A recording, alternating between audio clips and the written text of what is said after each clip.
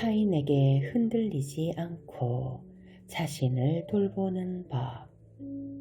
공동 의존자, 더 이상은 없다. 제3장. 내가 공동 의존자들을 처음으로 만난 때는 1960년대 초반이었다. 당시에는 타인의 행동 때문에 고통받는 사람을 공동 의존자로, 알코올이나 마약에 중독된 사람을 약물 의존자로 부르지 않았다. 나는 공동 의존이라는 개념을 이해하지 못했지만 그들이 어떤 사람들인지는 어느 정도 알고 있었다. 나는 그 당시 알코올, 마약 중독자로서 내 주변 곳곳에 공동 의존자들을 만들어내며 삶의 위험한 고비를 넘어가고 있었기 때문이다. 공동 의존자들은 피하기 어려운 성가신 존재였다. 그들은 적개심을 품고 조작하고 통제하려 하며 정직하지 못해 우회적으로 표현하고 죄책감을 만들어내고 의사소통에 어려움을 겪었다. 또한 그들은 대체로 까다로운 성격의 소유자들이며 때때로 노골적으로 증오감을 표현하고 마약을 사용하려고 하는 내 충동을 여지없이 방해하는 걸림돌이었다. 그들은 나에게 고함을 치고 내 약들을 숨기고 불쾌한 표정을 지으며 내가 마시는 술을 하수구에 부어버리기까지 했다. 그들은 내가 마약을 더 이상 사용하지 못하도록 애쓰면서 내가 왜 그렇게 행동하는지를 알기 원했고 나에게 무슨 문제가 있는지를 물었다. 그들은 항상 그 자리에 있었고 내가 자초한 재앙으로부터 나를 구해주려고 했다. 하지만 내 삶에 깊이 개입되어 있던 공동 의존자들은 나를 이해하지 못했다.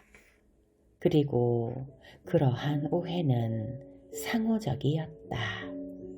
나 자신을 이해하지 못하는 나 또한 그들을 이해하지 못했다.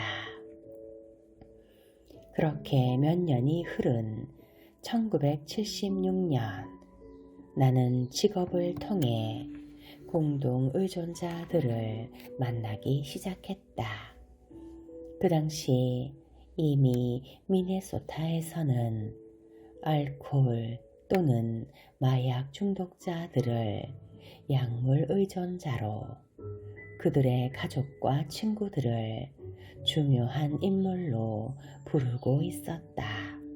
그때 나는 알코올과 마약을 끊고 중독에서 회복되고 있었으며 약물 의존 담당 부서에서 상담가로 일하고 있었다. 내가 근무하던 부서는 약물 의존자의 회복을 돕는 협회들과 프로그램들 그리고 서비스 제공 기관들의 포괄적인 네트워크 조직이었다. 당시 우리 부서는 중요한 인물, 즉 중독자의 가족과 친구를 대상으로 지지 집단을 만들려는 계획을 가지고 있었다. 중요한 인물의 대부분이 여성이고 나 역시 여성이며 더욱이 동료들이 그 일을 떠맡지 않으려 했기 때문에 가장 신참자인 나는 상사로부터 중독자들의 아내들을 대상으로 하는 집단을 운영하라는 지시를 받았다. 나는 그 일을 담당할 만큼 준비되어 있지 않았다. 공동 의존자에 대한 나의 감정은 전혀 달라지지 않았다. 그들은 적대적이고 상황을 통제하려고 하며 솔직하지 못하고 죄책감을 만들어내며 의사소통을 어려워하는 존재, 아니 그 이상의 골칫덩어리라는 것이 내 생각의 바탕에 깔려 있었다. 나는 그곳에서 끊임없이 다른 사람들에게 주기만 했지 어떻게 받아야 하는지를 모르는 사람들을 보았다. 또한 화가 나고 완전히 지쳐서 텅 빈 존재가 되어버릴 지경에 이르기까지 주기만 하는 사람들을 보았다. 나는 그만 포기해야 하는 순간까지도 계속 주기만 하는 사람들을 보았다. 심지어 너무 많이 주고 너무 많이 고통을 받아 33세 나이에 노화로 자연사한 여성도 보았다. 그 여성은 5 자녀의 어머니였고 3번이나 교도소에 수감되었던 알코올 중독자의 아내였다. 나는 주위의 모든 사람들을 돌보는 데는 전문가지만 자기 스스로를 돌보는 데는 자신의 능력을 미덥지 않게 생각하는 여성들과 함께했다. 나는 이리저리 분주하게 활동하지만 슬픔과 공허한 마음으로 가득 차 있는 사람들을 보았다. 나는 사람들의 기분을 맞춰주는 사람, 순교자, 금욕주의자, 폭군, 아무에게도 주목받지 못한 채 말라 비틀어져 가는 포도나무 줄기 같은 삶을 사는 사람, 지나치게 의존하려고 하는 사람, 그리고 세클러의 희곡, 위대한 기대주에서 표현하는 것처럼 비극을 뿜어내는 찌뿌린 얼굴들을 보았다. 대부분의 공동 의존자들은 다른 사람에게 몹시 집착하는 모습을 보였다.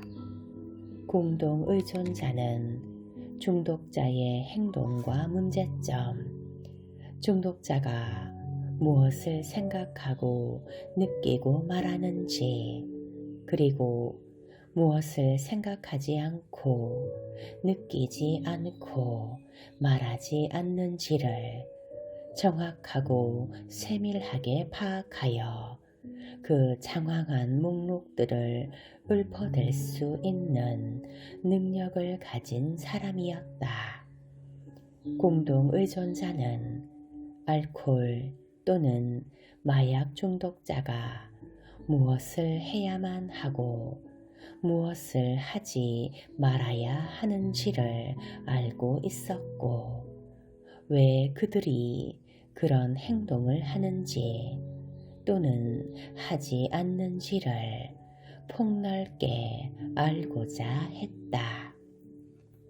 이처럼 공동 의존자는 다른 사람에 대해 굉장한 통찰력을 가지고 있었다. 하지만 정작 그들에게는 자기 자신을 볼 수 있는 눈이 없었다. 공동 의존자들은 자기 자신이 무엇을 느끼고 있는지를 알지 못했고 자신의 생각에 확신을 갖지 못했다.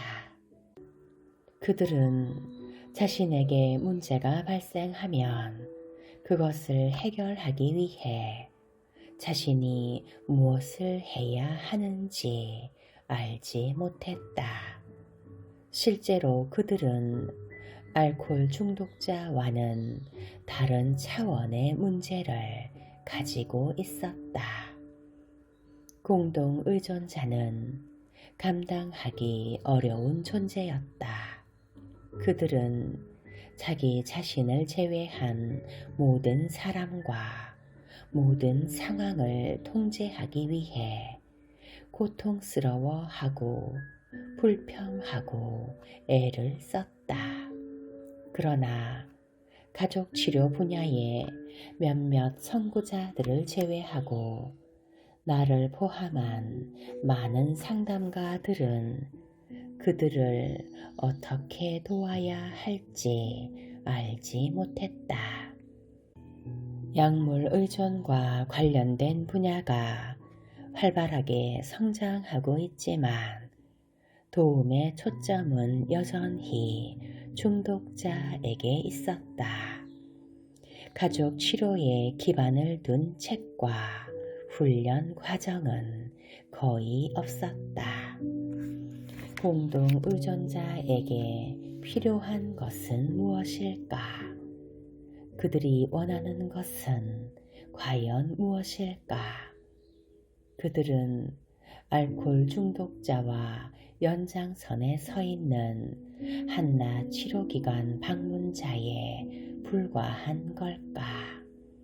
왜 그들은 항상 문제를 일으키며 협력할 수 없는 존재일 수밖에 없을까?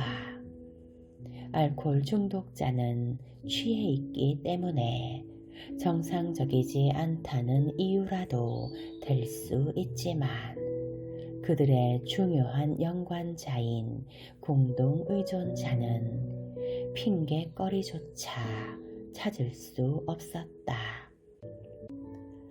공동 의존자 그들은 취하지도 않은 너무도 멀쩡한 사람들이었다.